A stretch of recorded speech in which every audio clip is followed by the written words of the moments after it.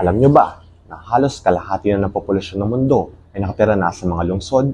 Pero paano kung ang mga lungsod natin ay hindi na kayang suportahan ang lahat ng tao na nakatira dito? Ang SDG 11 o ang Sustainable Cities and Communities ay naglalayong tugunan ang problemang ito. Hindi lang ito tungkol sa pagpapaganda ng ating mga lungsod, kundi tungkol din ito sa pagbibigay ng pantay na pagkakataon para sa lahat na magkaroon ng desenteng pamumuhay.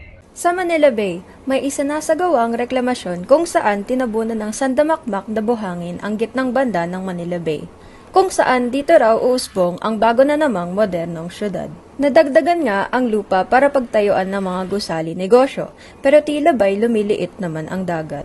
Rito sa Manila Bay, pinagbawalan mangisda ang mga mangingisda. Nawawala na ang mga isda na noon, marami akong nahuhuli, pero ngayon ay wala na.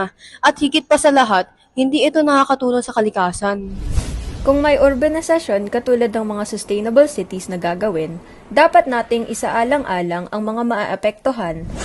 Lumipad ang team sa Barcelona, Spain upang makita at maranasan kung paano namumuhay ang mga tao rito. Sa Barcelona, makikita mong halos dikit-dikit ang mga bahay at abot kaya ng mga mamamayan.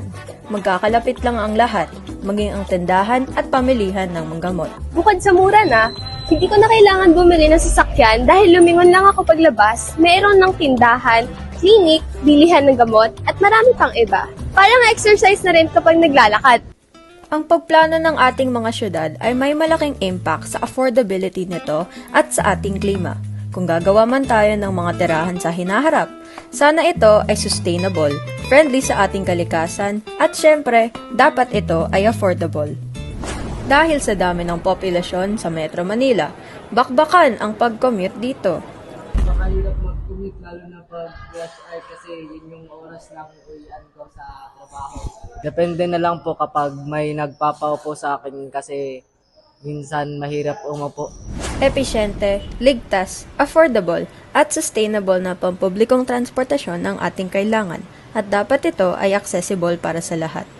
Ngayon naman ay pag-usapan natin kung paano nga ba konektado ang ating NUNS core values at AP principles sa Sustainable Development Goal 11, Sustainable Cities and Communities. Para sa core values, sa happiness, isang komunidad na walang diskriminasyon ay nagdadala ng tunay na kasiyahan. Kapag ligtas at abot kaya ang mga tahanan, tiyak na tataas ang kalidad ng buhay ng lahat. Kabilang na rin dito ang integrity. Ang mga sustainable na lungsod ay naglalayong bawasan ang epekto sa kapaligiran habang pinapabuti ang kalidad ng buhay ng mga tao. Ipinapakita nito ang ating pananampalataya sa mga susunod na henerasyon. At bilang mga trailblazers, gamit ang makabagong teknolohiya, maaari tayong mag-imbento ng mga solusyon na makakatulong sa ating mga lungsod.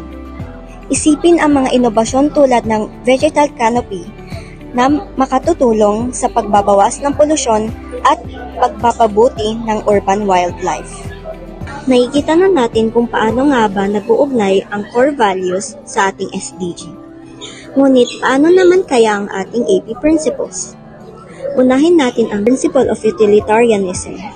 Ipinapakita nito ang mga eco-friendly na teknolohiya ay dapat magdulot ng pinakamalaking benepisyo para sa nakararami habang pinoprotektahan ng ating kalikasan.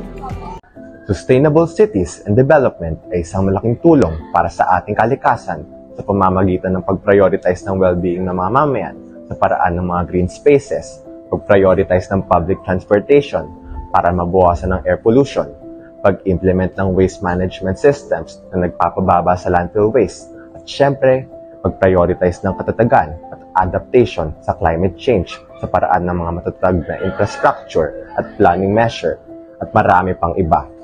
Ang pagpapahalaga sa ating kalikasan ay isa sa mga pinakamahalagang bagay na dapat nating isaisip at isapuso.